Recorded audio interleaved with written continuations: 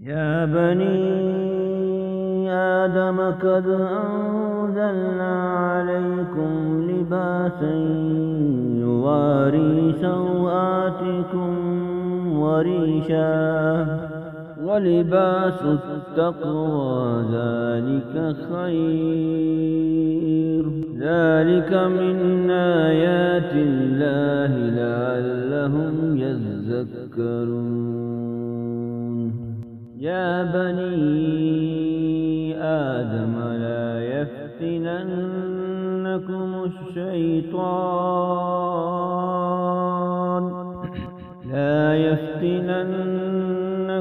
الشيطان كما أخرج أبويكم من الجنة ينزع عنهما لباسهما ليريهما سوآتهما إنه يراكم هو وقبيله من حيث لا ترونهم إنا جعلنا الشياطين أولياء للذين لا يؤمنون وإذا فعلوا فاحشة قالوا وجدنا عليها آباءنا والله أمرنا بها قل إن الله لا يأمر بالفحشاء تقولون على الله ما لا تعلمون قل أمر ربي بالقسط وأقيموا وجوهكم عند كل مسجد وادعوه مخلصين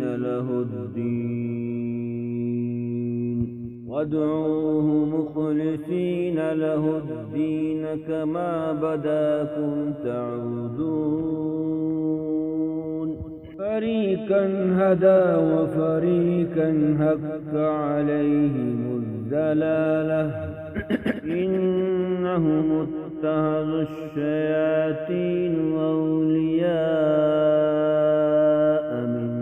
دون الله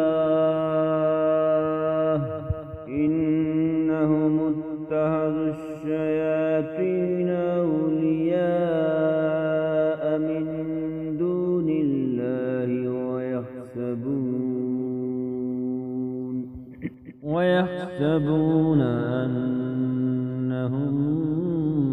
مهتدون. يا بني آدم خذوا زينتكم عند كل مسجد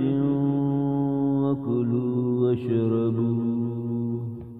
ولا تسرفوا إنه لا يحب المسرفين.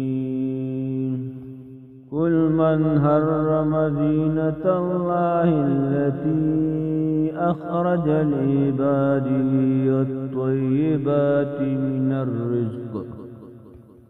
قل هي للذين آمنوا في الحياة الدنيا خالصة يوم القيامة كذلك نفصل الآيات لقوم يعلمون. قل إنما حرم ربي الفواحش ما ظهر منها وما بطن والإثم والبغي بغير الحق وأن تشركوا بالله ما لم ينزل به سلطانا وأن تقولوا على الله ما لا تعلمون. ولكل أمة أجل فإذا جاء أجلهم لا يستأخرون ساعة ولا يستكبرون. يا بني آدم إما يأتينكم رسل منكم يقصون عليكم آياتي فمن اتقى وأصلح فلا خوف عليهم ولا هم يحزنون والذين كذبوا بآياتنا واستكبروا عنها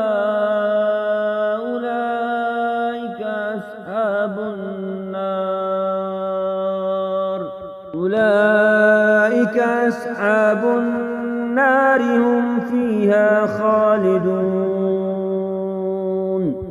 فمن أظلم ممن افترى على الله كذبا أو كذب بآياته أولئك ينالهم نصيبهم من الكتاب حتى إذا جاءت رسلنا يتوفونهم قالوا أين ما كنتم تدعون من دون الله قالوا ضلوا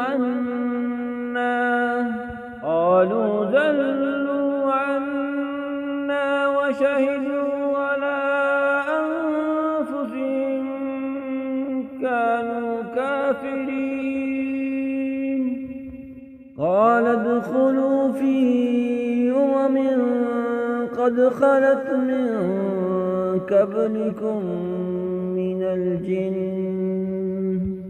قد خلت من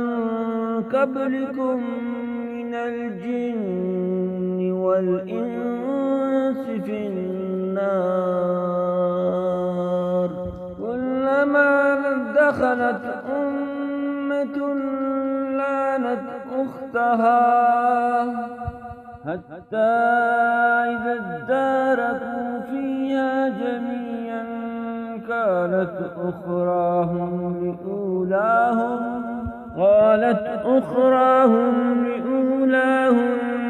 ربنا هؤلاء أذلونا فآتهم عذابا ضعفا من النار قال لكل ضعف ولكن لا تعلمون قالت أولاهم لأخراهم ما كان لكم علينا من فضل فذوقوا العذاب بما كنتم تكسبون إن الذين كذبوا بآياتنا واستكبروا عنها لا تفتح لهم أبواب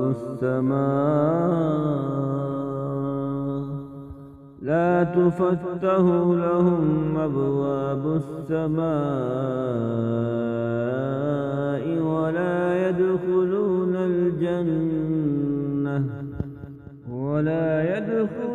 الجنة حتى يلج الجمل في سم الحياة وكذلك نجزي المجرمين لهم من